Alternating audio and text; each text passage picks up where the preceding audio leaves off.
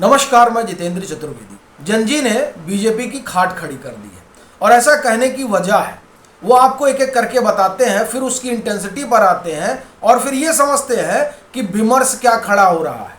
लेकिन पहले कि ऐसा कहा क्यों जा रहा है, दो तीन घटनाएं एक एक करके सामने आ रही हैं जो इसी तरह का संकेत दे रही हैं कि ये जो जंजी सड़क पर उतरा उसने बीजेपी की मुसीबत बढ़ा दी है।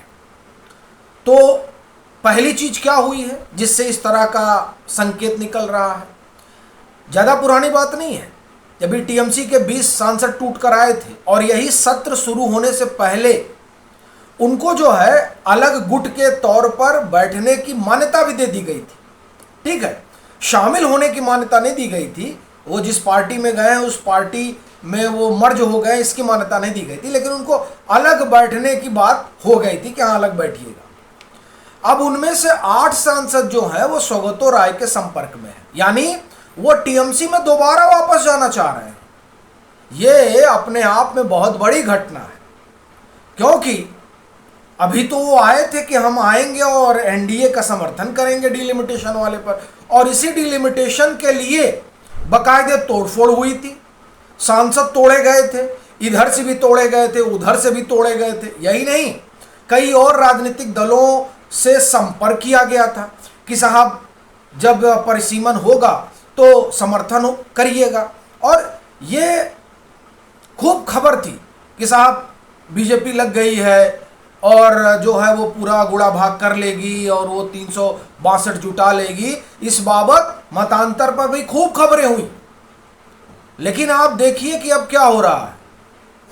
अब जो है जिन सांसदों को आप तोड़ कर लाए थे उसमें से ज्यादातर सांसद अपनी मूल पार्टी में वापस जाना चाह रहे हैं। क्यों जाना चाह रहे हैं? डीएमके, जिसको लेकर यह कहा जा रहा था कि या तो वो सरकार के साथ खड़ी हो जाएगी या तो अब्सटेन कर जाएगी, अब लग रहा है कि डीएमके उस स्थिति में ही नहीं है कि वो दोनों में से कुछ भी कर पाए, सिवाय इसके कि अगर डिलिमिटेशन आए तो वो विरोध करे। उसके अलावा डीएमके के पास कोई विकल्प बचा नहीं है। ऐसी ही चर्चा समाजवादी पार्टी को लेकर चल रही थी कि वहां अंदर खाने 7-8 सांसद जो है वो जुटा लिए जाएंगे। क्या अब ऐसी परिस्थिति है कि जुटा लिए जाएंगे जब टीएमसी वाले ही भागने पे उतारू हैं? तो प्रश्न यह है कि ये जो नई परिस्थिति बन रही है उस नई परिस्थिति के पीछे की वजह क्या है? जंजी जो जंतर मंतर पर हुआ है ना, वो अपने आप में ऐतिहासिक, खास तौर से उस सरकार के लिए जिस सरकार के बारे में ये कहा जाता रहा है कि ये सरकार जो है वो झुकती नहीं। उस सरकार को मजबूर कर दिया गया इस बात के लिए कि वो धर्मेंद्र प्रधान का इस्तीफा ले। इसकी मैसेजिंग बड़ी है, और ये जो मैसेजिंग है ये मैसेजिंग जाहिर तौर पर उस विपक्ष को बूस्ट दे रही है जिस विपक्ष को ये लग रहा था कि साहब नरेंद्र मोदी की सरकार को कोई हिला नहीं सकता है। ये उस विपक्ष को बूस्ट है जो विपक्ष मानकर चल रहा था कि हम कभी इनको हरा नहीं सकते हैं। उनके लिए ये जंजी जो है वो एक तरह से कहा जाए कि वो उम्मीद लेकर आए हैं कि साहब कुछ भी हो सकता है, हराया भी जा सकता है और सत्ता से बेदखल भी किया जा सकता है। ये उम्मीद उस जंजी से जगी है इस विपक्ष में।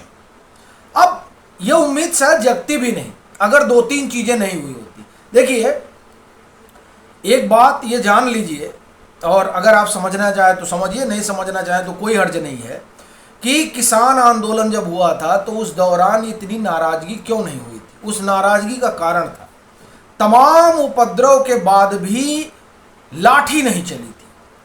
तमाम उपद्रव के बाद भी आप सोचिए किस तरह की परिस्थितियां थीं जब ये लोग दिल्ली कूच किए थे 26 जनवरी के आसपास, 26 जनवरी को ही शायद थे, ट्रैक्टर दौड़ा दिए गए थे लेकिन लाठी नहीं भांजी गई थी किसी के ऊपर। इस बार क्या गलती हुई है? इस बार ये गलती, देखिए स्थितियां जो भी रही हो, लेकिन ये जो लाठी चली है ये दरअसल बैकफायर कर गई है। इसको लेकर एक अलग विमर्श बन गया है, और वो विमर्श जो है वो सीधे तौर पर परेशान कर रहा है बीजेपी को। अब बीजेपी को इसका अंदाजा है कि नहीं मालूम नहीं। हालांकि जिस तरह से पीएम एड्रेस कर रहे हैं इंस्टा पर आकर वीडियो के माध्यम से 1.5 मिनट 2 मिनट के वीडियो से 2.5 मिनट की वीडियो से, उससे एक बात तो ये बड़ी साफ है कि पीएम समझ रहे हैं कि चीज़ें जो हैं वो थोड़ा बिखर रही हैं, उनको समेटने की ज़रूरत है। लेकिन बात यह है कि क्या जो पीएम कोशिश कर रहे हैं वो कोशिश काफ़ी है उस जेनजी को अपने पाले में लाने के लिए, जिसने ये मान ही लिया है कि साहब इन लोगों से कुछ ना हो पाएगा। 38 करोड़ है ये जेनजी, और ये 38 करोड़ 2029 में वोट देने के लायक हो जाएंगे, यानी 18 या 18 से ऊपर हो जाएंगे। ये 38 करोड़ पहली बार 2029 में वोट करने जा रहे हैं। तो ये 38 करोड़ तय करेंगे कि 2029 में सरकार किसकी बनने जा रही है।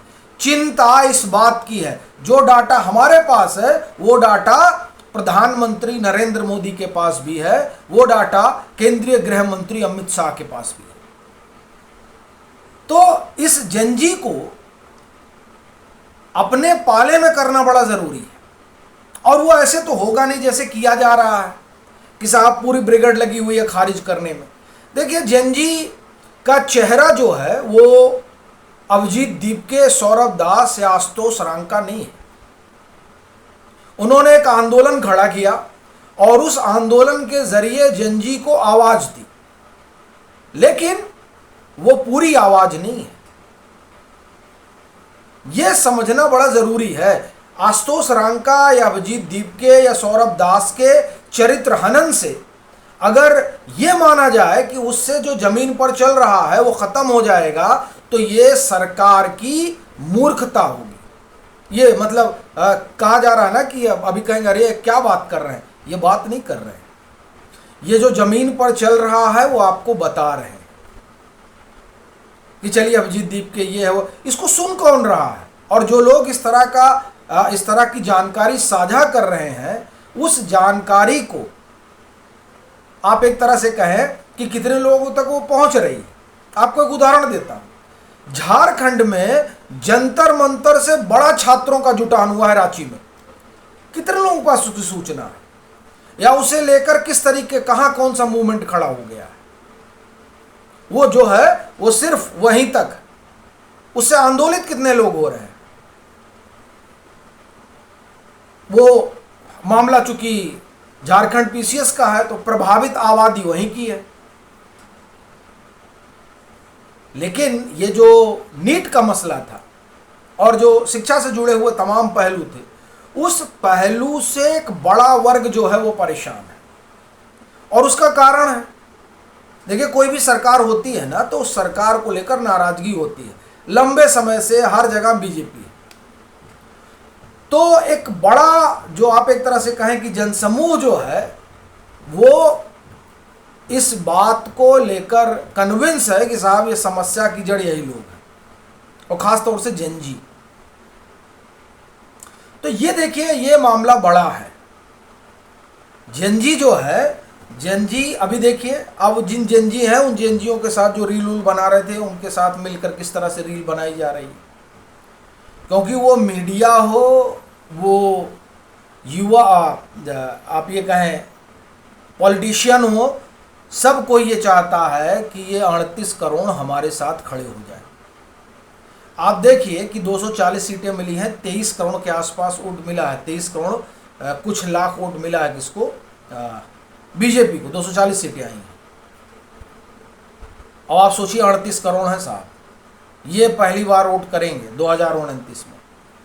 तो इसलिए जो है खाट खड़ी है कि इनको मैनेज कैसे किया जाए, और कायदे से तो इन पर काम करना चाहिए बजाय इसके कि इनका चरित्र हनन हो और इनके ऊपर तमाम तरह के लांछन लगाए जाए। देखिए हर तरह के आंदोलन में कुछ न कुछ अराजक लोग रहते हैं, लेकिन उन कुछ लोगों के आधार पर अगर सबको उसी कटघरे में खड़ा कर दिया जाएगा तो मुसीबत होती है। और अब की बार मुसीबत इसलिए ज़्यादा बड़ी है क्योंकि इसमें छात्र थे, और छात्रों से हर परिवार का जो है वो संवेदना जुड़ा होता है। तो ये मामला अब की बार छात्रों से आगे जाकर परिवार तक पहुंच गया है। और अगर आप इकाई के तौर पर चलें तो एक परिवार में, मतलब अगर हम परिवार को इकाई माने तो कम से कम 5 लोग होते हैं। हम न्यूक्लियर फैमिली की बात कर रहे हैं, सिर्फ न्यूक्लियर फैमिली पर चलिए आप। 38 करोड़ जो है वो जेनजी हैं। 38 करोड़ जेनजी अपने परिवार का, मतलब जेनजी का मतलब वो अपने परिवार का अकेला शख्स जो रिप्रेजेंट कर रहा है वो जेनजी। अब 38 करोड़ जेनजी हैं और उनका परिवार जोड़ लीजिए। अगर आप 4 भी मानकर चल रहे हैं तो मल्टीप्लाई कर लीजिए और देखिए कि क्या स्थिति है। तो इसलिए बीजेपी के लिए चिंता का विषय है और इसलिए बीजेपी की खाट खड़ी हो रखी है। इसलिए बीजेपी को सोचना होगा। बाकी आप लोगों की क्या राय है, जरूर साझा करिए।